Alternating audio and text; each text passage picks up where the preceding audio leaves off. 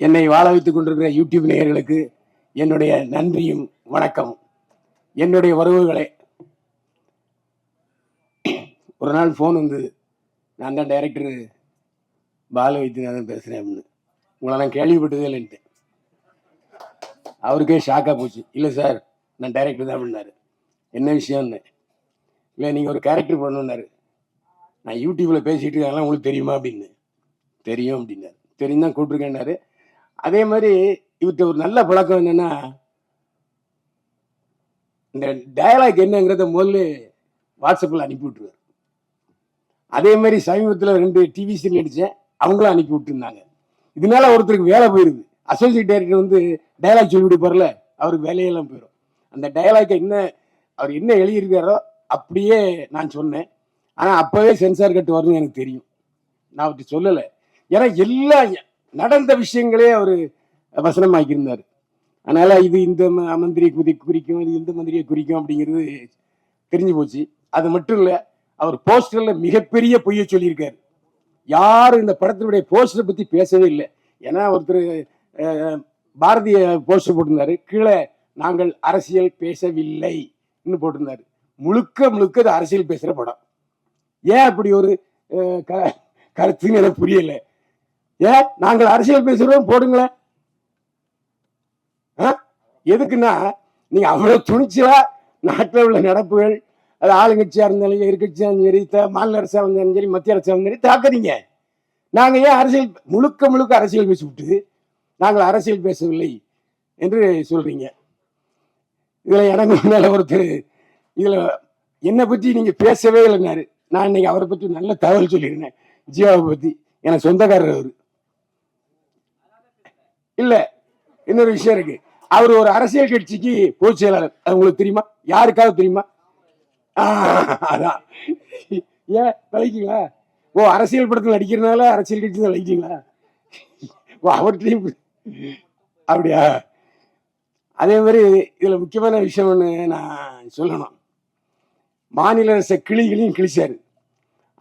அவருடைய தலைவரே திமுக சார்புல கூட்டணியில் ஜெயிச்சவர். இந்த பேச்சுக்கள்லாம் முதலமைச்சருக்கு போனா என்ன ஆகும்? நீங்க வாழ்வுரிமை கட்சி தலைவர், திமுக ஆதரவுல ஜெயிச்சவர், நீங்க எப்படி திமுக தப்பா பேசலாம்? நான் இந்த கேள்வி கேட்கிறேன். கச்சா அம்சான் போட்டு கிழிச்ச உடனே சரியா போச்சா? சார், நான் சொல்றது, திமுக தயவில்லாமல் உங்கள் கட்சி தலைவர் எம்எல்ஏ ஆகியிருக்கிறாரா? என்ன விடுறது? அப்ப எப்படி என்ன நீங்க சொல்லலாம்? நான் ஆதாரத்தோட தான் பேசுறேன். நான் வந்து எனக்கு ஒரு விஷயம் சொல்லுங்க. இப்ப வந்து யூடியூப்ல தமிழ்நாட்டில் பார்த்தா 50 பைசா தான்.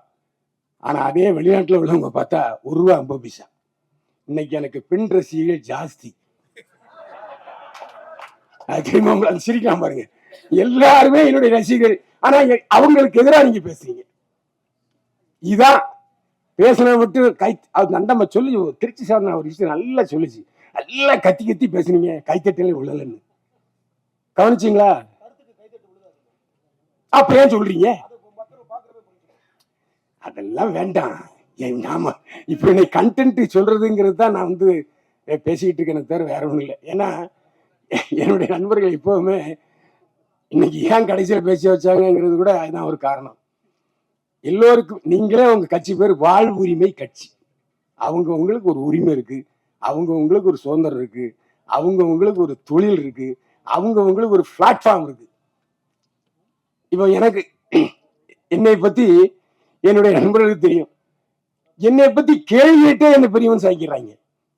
நான் இல்லாத பொழுதும் சரி, இருக்கும் பொழுதும் சரி. அந்த எதை சிரிச்சிட்டு இருக்காரு அவர் தான் இஷ்டத்தை கேள்வி கேட்கிறாரு. நான் அதே மாதிரி நானும் பாத்தீங்கன்னா பேசாததை கூட தமிழில் வைக்கிறாங்க. அது ஏன் தப்பு இல்லை? தயவுசெய்து நீங்க என்னுடைய பதிவுகளை பார்த்தீங்கன்னா அவர் சொன்னாரு, அவர் தவறான தகவல்னு சொன்னாரு. சமீபத்தில் 5 பதிவுகளை நான் பேசியிருக்கேன். கள்ளச்சாராய சாவுக்குன்னு தமிழிலே வந்திருக்கு. சாராயம் காய்ச்சிறவனையும் விற்கிறவனையும் அரசாங்கம் தூக்கல போடியான்னு சொல்லியிருக்கேன். நான் பேசியிருக்கேன். அவர் பார்க்கல, நான் செய்வேன். அவரு நான் தப்பா பேசுனது மட்டும் பார்க்கறாருன்னு தெரியல. எப்படி அவர் சொல்லலாம்? நான் 5 விஷயம் போட்டிருக்கேன். அரசியல்காரங்கிற சேனல்ல போய் பாருங்க, எல்லாம் 1 லேக் மேல போயிருக்கு. சாராயங்காய் இன்னைக்கு இன்னைக்கு நீங்க அரசியல் பேசணும், நானும் அரசியல் பேசுவேன். இன்னைக்கு ஏன் கல் இறக்குறத அனுமதிக்க மாட்டீங்க? எல்லா மது ஆலைகளையும் வச்சிருக்கிறது ஆளுங்கட்சியும் எதிர்கட்சியும். எப்படி நீங்க வந்து விடுவாங்க? யாரும் வஞ்சாங்க இருக்கீங்களா?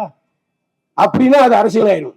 எதுக்கு நான் சொல்ல வரேன்னு சொன்னா, என்னுடைய பதிவுகள் 20% மட்டும் பார்த்து விட்டு விமர்சிக்கிற இதே ஆட்கள் 100% பாருங்க. நான் தான் சொல்றேன், அரசியல்காரன் சேனல்ல 4 பதிவு போட்டுங்க, 2 லட்சம் போயிருக்கு. எல்லாமே அரசை விமர்சித்து தான், ஆளுங்கட்சி மட்டுமல்ல எதிர்கட்சியும் சேர்த்து விமர்சிச்சிருக்கேன். இன்னைக்கு கூட பேசிட்டு வந்திருக்கேன். அதே மாதிரி இந்த யூடியூப்ல அதிகமான வியூர்ஸ் யாருக்கு இருக்காங்க தெரியுமா? ஒரு ரகசியம், சீமானுக்கு தான் அதிகமா வியூர்ஸ் இருக்காங்க. சீமானுக்குத்தான் சீமானை பத்தி பேசினா மட்டும்தான் 4 லட்சம் 5 லட்சம் எகிருது. அது மட்டும் இல்ல, வெளிநாட்டில் உள்ள தமிழர்கள் எல்லோரும் விழுந்து விழுந்து பார்க்கிறார்கள். நாம் தமிழர் கட்சி சீமானை பத்தி பேசினா அவரு பேசினா. ஏன்னா பார்க்கிறவங்களுடைய டேஸ்டே வேற. பார்க்கிறவங்களுடைய டேஸ்டுக்கு நாம அட்ஜஸ்ட் பண்ணி தான் சிலரை போக வேண்டியிருக்கு. இந்த அட்ஜஸ்ட்மெண்ட்டுங்கிற வார்த்தையை தப்பா நினைச்சுக்கிறாங்க. எல்லாருக்கும் அட்ஜஸ்ட்மெண்ட் இருக்கு. உடனே நீங்க தப்பா நினைச்சு கூடாது இந்த அட்ஜஸ்ட்மெண்ட்டுங்கிற வார்த்தையை. எனக்கு நேரம் ரொம்ப அதிகமா நான் பேச நினைக்கிறேன். இந்த அதே மாதிரி ஜீவா ஒரு வார்த்தை சொன்னாரு, காசே தர மாட்டேங்கிறாங்க நடிச்சா அப்படின்ட்டு. யார சொல்றாரு எனக்கு தெரியல. விளக்கு இது விதி விளக்கு பால் வைத்தினான்னு சொல்லணும். அவரு ஜீவானந்த் என்ன சொல்றாரு, விழுந்து கரெக்டா ஷூட்டிங் முடிஞ்சு எல்லாருக்கும் பைசா டான் அடிச்சார். உண்மையில எனக்கும் கொடுத்தாரு. பேசுன தொகையை கரெக்டா கொடுத்தால, எந்த சந்தேகமே இல்லை. நான் ஜீவா மாதிரிலாம் பேச மாட்டேன். என்ன ஏன்னா அவர் பாதிக்கப்பட்டது நல்லா தெரிஞ்சுது. ஹீரோன்னு சொல்லி ஏமாத்தி விட்டாருங்கிறாரு அவரு. உண்மை இல்லையா? என்கிட்ட கதையே சொல்லலன்னாரு. எவ்வளவு அழகா ஒரு நடன காட்சி வச்சு போட்டு அதையும் குடிக்கிட்டார் ஐயா. அருமையா பேசுறீங்க. நீங்க தான் இந்த விழாவில் மிகச்சிறந்த நாதத்தை, அதாவது நீங்க வந்து ஔவையார் மாதிரி இல்லாட்டி தொல்காப்பியர் மாதிரி எழுதிட்டீங்க. நான் உரை சொல்லிட்டேன், அவ்வளவுதான் உண்மை. இதுக்கு டைரக்டர் பதில் சொல்லுவாருன்னு நினைக்கிறேன். அது மட்டும் இல்லை, நானும் வச்ச சில விஷயங்களை ஓப்பனா பேசுறேன். ஏன்னா என்னுடைய காரில் தான் நான் போயிருந்தேன். என்னுடைய கார் தான் அந்த அரசியல்வாதி கேரக்டர்ல நடிச்சது. அந்த அரசியல்வாதி கேரக்டர்லையும் ஒரு இழுத்து விடாம பார்ப்பாரு. கமா போட்டா அந்த கமா போடணும், அந்த மாதிரியெல்லாம் ரொம்ப ஸ்ட்ரிக்டான ஒரு டைரக்டரை பார்த்து இப்பதான் பார்த்தேன். என்னைய ஒரு எழுத்து கூட மாற்ற விட மாட்டாரு, சாவடிச்சார் உண்மையிலே. ஏன்னா ஒரு டைரக்டர், அதாவது இந்த அட்ஜஸ்ட்மெண்ட்ங்கிறது அவருக்கு இல்லவே இல்லை. அதான் உண்மை.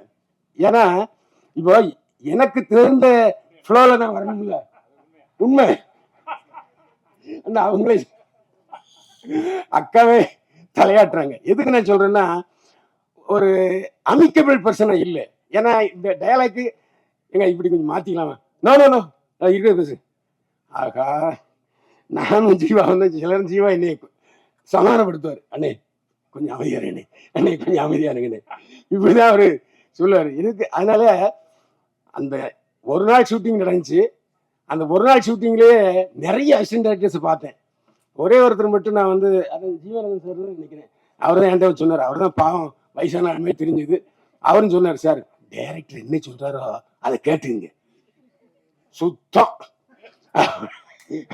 அப்படின்ட்டு. அதே மாதிரி மேனேஜர் மட்டும் பழைய ஆள், அவர் மட்டும் அண்ணே இப்படி தானே இப்படி தானே அப்படின்ட்டு. Right okay. ஏன்னா நல்ல வேலை மேனேஜர் மட்டும் பழைய ஆளை ஒருத்தர் வச்சிருந்தாரு. ஆனால் அந்த படத்தில் நான் ஷூட்டிங் போகும்போது பார்த்தீங்கன்னா ஜீவாவை தவிர வேற யாருமே எனக்கு தெரிஞ்சமும் கிடையாது. ஹீரோயினை அதுக்குமே பார்த்ததே இல்லை. அதுக்கப்புறம் சாப்பிட்டுட்டு இருக்கும்போது பார்த்தாங்க, ஏதோ சப்பாத்தி ஏதோ சாப்பிட்டு இருந்தாங்க. ஜீவா பொறுத்தவரை எனக்கு எப்படின்னா 30 வருஷம் 30 வருஷம் அதிகமாக இருக்கு, 25 வருஷம்.